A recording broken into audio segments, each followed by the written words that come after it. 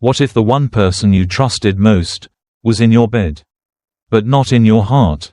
Subscribe now, because sometimes betrayal is already lying next to you. Devon didn't believe in grand gestures. He never needed red roses or handwritten poems to express how much he loved Rachel. He showed it by fixing the leaky faucet in the kitchen without being asked. By remembering how she liked her coffee, oat milk, a touch of cinnamon, 2 cubes of ice. By walking the dog, Scout, on days when the rain felt more like a punishment than a blessing. A former Marine turned crime scene cleaner, Devon had learned to carry silence like armor. It wasn't coldness, it was survival, the kind of silence that made people feel safe, not judged, the kind that made Rachel fall for him in the first place. Or so she once said. "You feel like home," she'd told him. That was years ago. Now, Rachel had taken to late-night yoga sessions with private clients. She said it helped her stay centered. Her eyes always flickered away when she said it. Cole, a fashion photographer with perfect stubble and stories from Paris, was her new friend. He laughed too loud, lingered too long. Devon noticed how Rachel's voice softened around him, how she tucked her hair behind her ear more often when Cole visited. Still, Devon trusted her. He'd learned not to be paranoid. The job taught him enough about what distrust could do to people, the kind of rage that led to bullet holes in bedroom walls.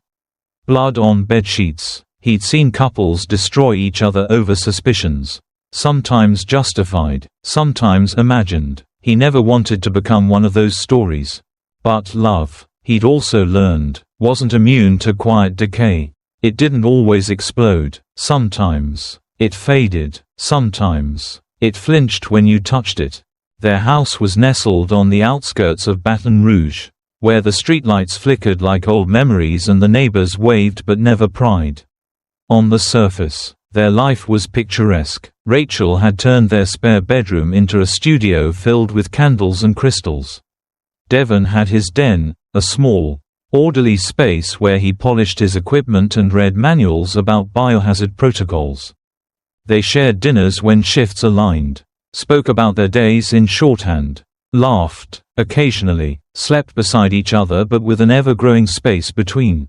One Tuesday evening, as Rachel applied lip gloss before heading to another session, Devon watched her from the kitchen. She didn't see him. Her reflection in the hallway mirror looked unfamiliar, more like a woman preparing for a date than a wellness appointment.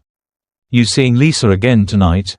he asked casually, referring to one of her regular clients. She hesitated a beat too long. "No, a new one. Friend of Lisa's. Nervous type. Needs a calm touch." Devon nodded, pretending that made sense. It probably did. Rachel leaned over, kissed him on the cheek. It was soft, mechanical, habit, not hunger. "Don't wait up." He rarely did anymore. After she left, Devon walked Scout around the block. The air smelled like damp earth and jasmine. A couple of kids biked past, laughing. Devon remembered thinking how lucky he was. How fragile happiness could feel when you realized it wasn't promised. At work, he never flinched at blood. Never paused when he saw shattered picture frames or upturned chairs. But the thought of someone slipping into his life, into his wife's space, into her breath, that thought stuck in his throat like ash. Rachel began mentioning Cole more often. Casually, almost performatively. "Cole said this new studio light changes everything. Cole thinks I should try a shoot near the lake. Cole knows a lot about mindfulness too." It was always Cole. Devon smiled and listened, filed every mention away like a detective in disguise. Not out of suspicion, not yet. Just awareness. Something in her tone had changed. There was no malice, just absence, a gentle kind of disinterest, like a candle slowly losing flame. He tried to touch her more often, wrapped his arms around her when she cooked, pressed his hand against her back while watching movies. She smiled, but her body stiffened, not rejection, just surprise. As if physical closeness had become a foreign language between them. They hadn't made love in weeks, maybe months. Devon didn't push. He believed in giving space. He believed in letting things breathe. One night, while folding laundry, he He found a receipt from a boutique hotel downtown, the kind that offered champagne on arrival and spa tubs big enough for two. The name on the receipt was Cole's, but the room was charged to Rachel's credit card. He told himself it was innocent. Maybe she booked it as a surprise for him. Maybe Cole had used her card by accident. He put the receipt in a drawer and didn't mention it. Devon had always believed the truth revealed itself in time. You just had to be patient. But lately, he wondered if patience was just another word for denial. That night, he sat on the porch with Scout curled at his feet. The stars were faint, the moon a pale smudge behind thin clouds.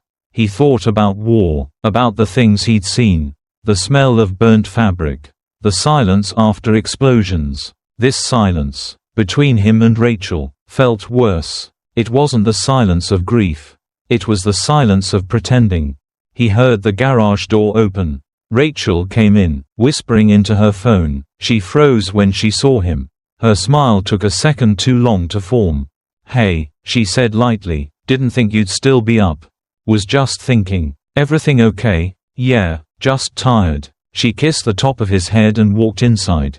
Devon didn't move. He stared at the empty road, at the shadows stretching across their lawn. He listened to the quiet, hoping for answers, hoping the silence would tell him what Rachel wouldn't. Because something in him knew. Something had already broken, and it wouldn't be long before the cracks gave way. Devon had seen strange things in his line of work. Bedrooms with blood-slicked floors. Kitchens frozen mid-scream. The aftermath of secrets turned fatal. But nothing could have prepared him for the moment he stepped into the crime scene on South Broad Avenue. It was supposed to be routine. A call came in just past midnight. Possible accidental death. The dispatcher had said, adult male, mid-30s, apparent asphyxiation. Devon drove out with the van, humming to the radio, thinking more about the fried catfish Rachel had promised they'd cook this weekend than the job ahead. But the second he opened the door to the apartment, everything stopped. The scent hit him first, amber and sandalwood. Rachel's perfume. His eyes adjusted to the dim lighting. Cream-colored walls, blue accent pillows, a book on the nightstand, Yoga for Mindful Lovers. Devon had bought that for Rachel on their 3rd anniversary. He stepped farther in, boots sinking slightly into the plush rug they'd picked out at the flea market last fall. On the dresser was a candle holder shaped like a lotus. He'd seen its twin in Rachel's meditation corner. The sheets on the bed were tangled. One corner pulled loose. Satin, pale gold, Rachel's favorite. Then he saw the body. Cole. Devon didn't flinch. He had trained his breath to still in moments like this. But inside, something snapped. Not loudly, not dramatically, just a small, irreversible fracture. The paramedics had already pronounced the time of death. The coroner would arrive soon. Devon had a job to do. He moved on muscle memory. Unzipped his bag, pulled on gloves, unrolled plastic. The air was thick, humid, the kind of stillness that clung to your skin. There were restraints on the bedposts. A velvet blindfold on the floor. A bottle of massage oil tipped over near the headboard. Devon didn't need the report to understand what had happened. He wiped down the mirror. And there it was. Rachel's reflection. Or rather, the reflection of her ghost. Lipstick smudge on the rim of a wine glass. A long brown hair caught on the pillow. He didn't call her. He didn't scream. He cleaned. Like he always did. Except this time, it wasn't just blood and sweat and lost breath he was scrubbing away. It was trust. He moved like a machine. Methodical, precise. Every wipe, every motion, was an act of denial and acknowledgement all at once. It wasn't just Cole who died that night.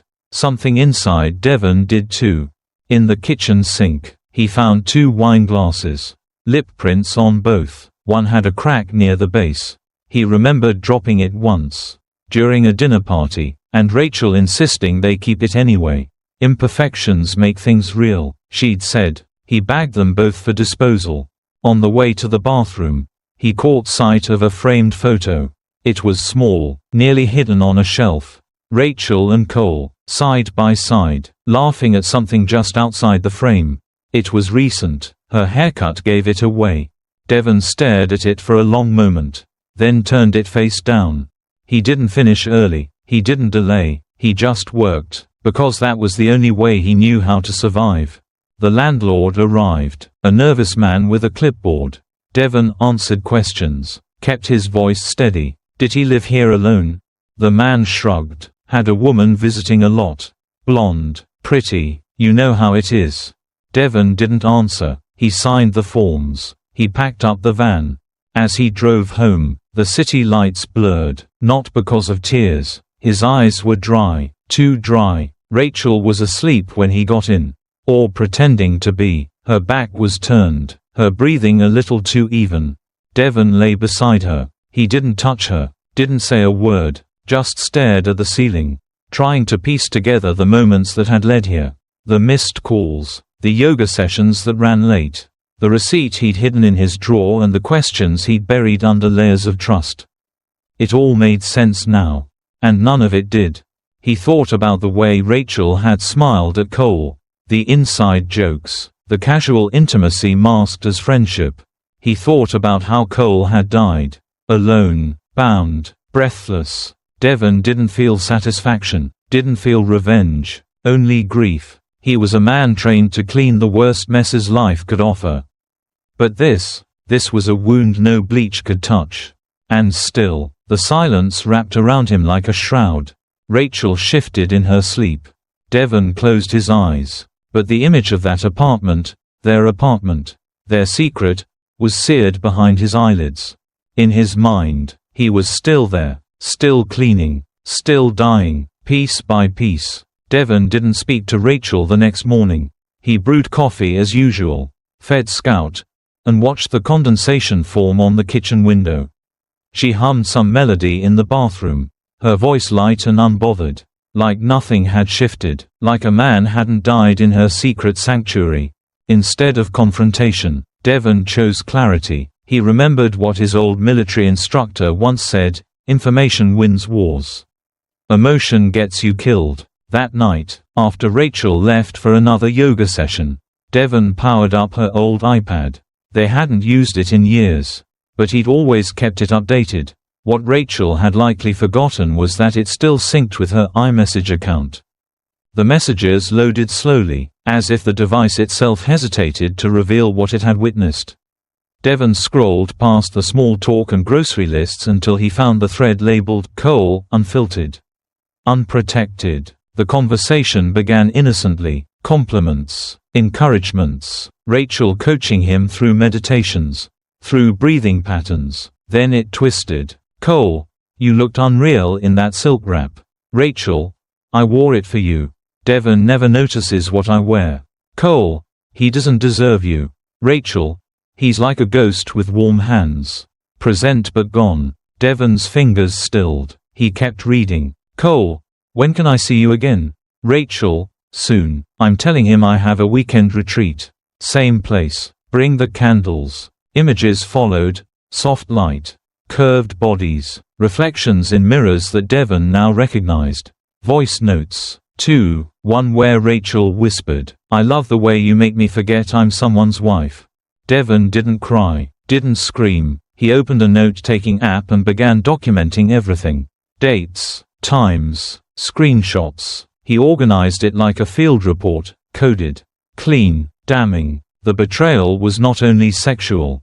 It was architectural, a design of manipulation, of scripts repeated and rehearsed. Rachel had orchestrated the illusion of wellness to mask the mechanics of infidelity.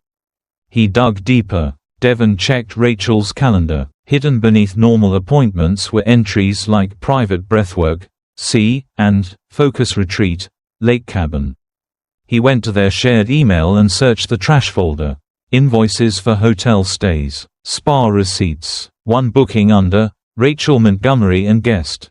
Then came the twist. While scanning her old therapy journals, digitized in a folder Rachel had once asked him to back up, he found an entry titled, Patient 37, Initial Breakthrough. The entry described a man suffering from severe depressive episodes, trust issues, and dependency. Rachel wrote, "I feel strangely powerful. It's thrilling to steer someone's emotional weather." Patient 37's initials, CM, Cole Montgomery. Devon sat back. Not only had she betrayed him, she'd done it with someone she once vowed to help heal. It wasn't just an affair, it was emotional predation wrapped in intimacy. He looked at Scout, curled up on the rug. Oblivious, he envied the dog's innocence. In the following days, Devon said little. He cooked, he cleaned, he kissed Rachel goodbye with the same gentle detachment she'd mastered. But at night, he mapped everything, reconstructed timelines, built a case. He wasn't sure what for yet: divorce, confrontation, maybe just understanding, but each message was a nail, each journal entry a hammer. Rachel, meanwhile, grew warmer, more attentive. She brought him tea, asked about his day. Perhaps guilt had a scent. Or maybe she feared he knew. But Devon was no longer playing husband. He was playing surgeon, peeling away the skin of their marriage to see what bled beneath. One afternoon, Rachel mentioned a retreat coming up. "It's just 2 days," she said. "You'll be okay, right?" Devon smiled. Of course. That night, he backed up every file to a cloud server. When she left the next morning, Devon didn't follow. He didn't need to. He already knew everything, and for the first time in weeks, he felt something close to calm. Because knowing the truth was pain. But hiding it, that had almost killed him. The rain came steady that night. The kind of southern rain that slicked the roads and softened the world to a hush. Devon stood in the kitchen, hands resting on the counter, eyes fixed on nothing. The house was dim, lit only by the low amber hue from the stovelight above. Scout lay curled beneath the table, ears twitching at the occasional rumble of thunder. When Rachel came home, she shook out her umbrella and kicked off her shoes with a familiar ease. She called his name as she always did, light and sweet. "Dev, in here." She stepped into the kitchen, and paused. The air wasn't right. Something in the silence made her spine straighten. Then she saw it, the table, neatly set with 3 objects. Her phone, a manila envelope, and her wedding ring. Devon didn't look at her. "Sit." His voice was calm, not cold, not angry, just still. Rachel sat. Devon opened the envelope and pulled out the photos first. Screenshots, printed messages, time-stamped images from their cloud server. One by one, he placed them in front of her. Then, the voice note played. Her voice, soft, breathy. "You make me feel like I'm 17 again. With Devon, I feel anesthetized." Rachel's hands trembled, her face drained of color. "Devon, I can explain." "Don't." He slid the final item forward, her ring. "Just tell me one thing," he said. "Was I a grave you buried your joy in?" Rachel opened her mouth, but nothing came out. Tears welled. She reached across the table, fingers barely brushing his. Cole was. He was a moment. A mistake. I didn't mean for it to go so far. But he made me feel alive. Like I mattered. Like someone saw me again. And I didn't. "You loved me," she whispered. "You gave me everything, but I forgot how to feel it. It got quiet between us. Not bad, just silent." Devon looked at her now, eyes steady. "I built that silence with my hands. Rachel, every late shift, every quiet Sunday, I was trying to make us a home where nothing could hurt you. And I got lost in the safety. I know it sounds selfish, but I missed chaos. I missed feeling like I could break something and be broken in return." He leaned back, letting her words hang. "So you broke us." Rachel sobbed now. It wasn't performative. It was raw, ugly. She slid to the floor, knees hitting tile. "Please," she begged, "don't leave me. I can't be the woman who loses everything. People come to me to be healed. If they knew, if they saw." He didn't move to comfort her. "You're afraid of being seen as a fraud, not of what you've done to me." She nodded through her tears. "I never meant to hurt you," she whispered. "But you did." She curled into herself on the kitchen floor, and Devon sat across from her in silence. Minutes passed. The rain grew heavier. Somewhere, a branch cracked outside. He finally spoke. "I'm not here to scream. Not to punish. Just to end this with whatever dignity remains." Rachel lifted her head. "You're leaving." "No." he said. "You are," she gasped. "Devon, tomorrow. You pack, you go, wherever you need to sort yourself out. But not here, not anymore." She wiped her face. "What will I tell people? Tell them the truth, or tell them a lie? That's your burden." Mine was giving everything and being an afterthought. Rachel pulled herself up. Her hands were unsteady. "Please let me stay one more night. I have nowhere. You have friends. You have students. You had Cole. You'll find somewhere." He stood then, slowly, and left the kitchen. The light stayed on behind him, casting Rachel in a dim glow, like a ghost of the woman who once promised forever. In their bedroom, Devon lay on top of the covers, fully clothed. He stared at the ceiling, the same way he had after the crime scene. But now, the room felt lighter, not because the betrayal was over, but because he had chosen the truth over the illusion. He didn't cry, didn't sleep, just waited for morning. Rachel didn't come in, and for the first time in years, he didn't want her to. The cabin was small, tucked deep within the pines of rural Louisiana. Devon had found it through a friend of a friend, a forgotten structure once meant for weekend hunters. Now, it was his home. The porch creaked with every step, and the wind whispered through cracked window panes.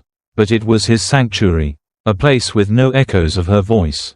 He hadn't filed for divorce. There were no court documents, no signatures, just a silence that stretched across counties and hearts. Rachel was gone, whether she moved to another state or melted into anonymity. He didn't know, he didn't ask, he didn't want to. After she left, there were a few weeks of numb practicality. Devon boxed up the remnants of a shared life: yoga mats, wine glasses, a drawer full of her crystals. He donated most of it. What couldn't be donated, he burned in a small pit behind the house. Not out of anger, but to simplify, to erase complication, to sterilize the soul. Rachel lost her teaching gigs after whispers turned into full-blown scandal. Someone in her studio had seen Devon's evidence. The voice notes, the images. It wasn't him who leaked them. He never told a soul. But truth had a way of surfacing. Like oil on water, she vanished from social media, from community classes, from mutual circles. Her name became a sigh among those who once praised her for her healing. She disappeared into the shadow of her own contradictions. Devon didn't feel victorious. There was no triumph in the crumbling of a life, even one that had betrayed him. Just stillness. He took that stillness to the woods. He built a routine. Mornings were coffee and a walk with Scout. Midday meant repairs, a loose shingle, a leaking pipe. Afternoons, he wrote. His journal began as therapy, but evolved into something else, a record of emotional residue. He called it, the unseen stains. The worst messes, he once wrote, aren't on carpets or walls. They're on memories, on the faith we placed in someone who didn't hold it carefully. He started uploading excerpts anonymously. A blog, then a podcast. Each episode was a quiet monologue, told in a calm baritone that caught strangers off guard. No names, no cities, just emotional forensics. Listeners wrote in, broken and grateful. Some said his voice helped them sleep. Others confessed they'd left their own betrayals behind because of his stories. Devon never replied. He just kept recording. His favorite spot was by the window, where a draft seeped through in the evenings. Scout would lie at his feet as he stared at the fog rolling through the trees. One night, with the lantern casting long shadows, Devon opened his notebook and wrote, "Some stains never come off. Not from carpets, not from hearts." He closed the journal, took a breath, let the silence answer. There was no revenge, no justice in the cinematic sense. Just release. Because some endings aren't explosive. They're quiet, like closing a door that was never truly yours. And in that quiet, Devon learned something no battlefield or marriage had ever taught him. Peace isn't the absence of pain. It's the acceptance that some wounds don't close. But you live anyway. And sometimes, you even heal. He stood, walked to the stove, and brewed tea. Outside, the rain returned, not angry, not loud, just there, like memory. And Devon, he listened to it fall. Without fear, without needing anything from it. Just listening, just free, and just when you think healing means isolation, someone else finds comfort in the arms of another. But what if that comfort was never meant for both of you? Subscribe now, because in the next story, passion meets deception where brick meets skin, and love forgets to knock. Next, Sierra from Arizona, she thought her girlfriend was just a roommate. Coming soon on Infidelity Chronicles.